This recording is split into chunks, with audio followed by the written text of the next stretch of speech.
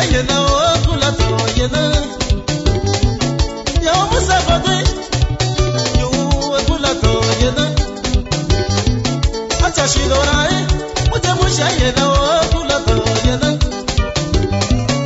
yo sanobe kula se kula to yena eyele basebiu akeke tabi bose kubuye kae biye baye pachiko kone ya pike ma o bose kubuye kae ozi mabwe ya bi muta musha yena o bose kubuye kae ate urondore sabia tebe o bose kubuye kae aselo pe idwale ha uso shelina abobogu ulokona samelo abobogu apina mazawe abobogu bebitana selile osi abobogu amoko atana abobogu toto mwe bonzi sabia tebe o na bogu yeye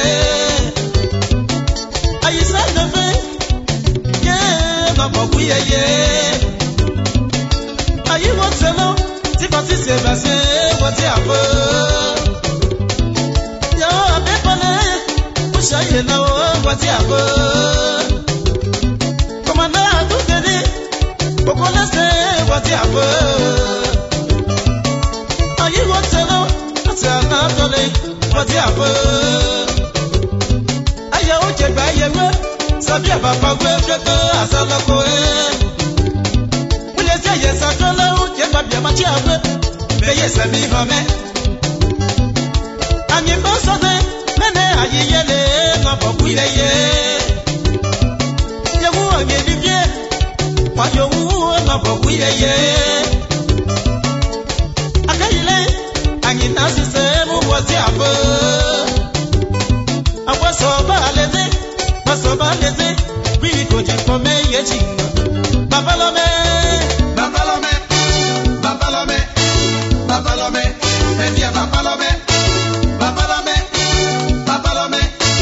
babalome media babalome ayu apoye boberu alowa ya kwetele akobebu mozeu media sikapagi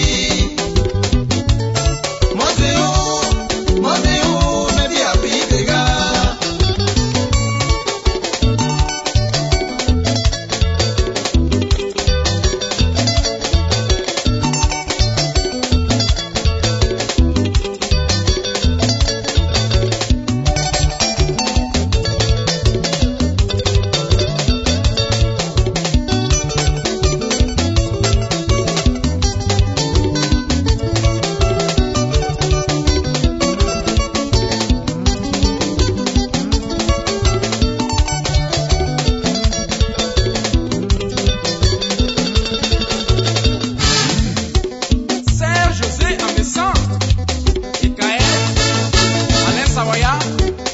Écoutez ça depuis Paris.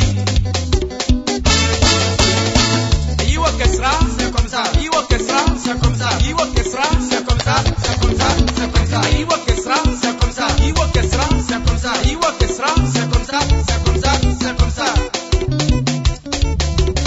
Écoutez ça, Bédan Henri, Rou Akou Server et Akapou Léonard.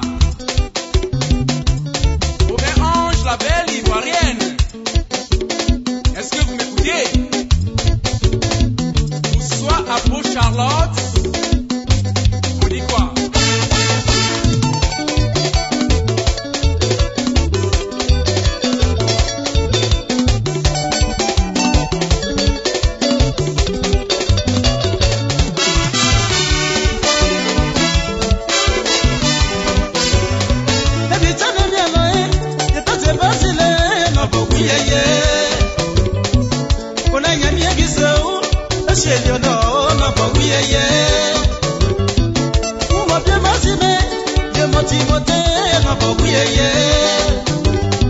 Jalousie so ba leze, voyez tu mo boso babo no boku yeye. Abu asanaze, kese ko deni o no boku yeye. Aya uche ba yewe, sabia ba pagwe keke asalako Mule se yesa kala uche ma bia mazawe, beye se mi home.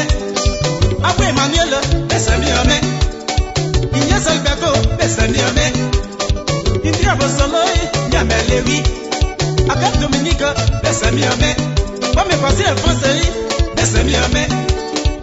L'aigle chalet, à quoi pour à quoi ça va l'été, pas ça va l'été. Oui, quand tu promets, y est-il.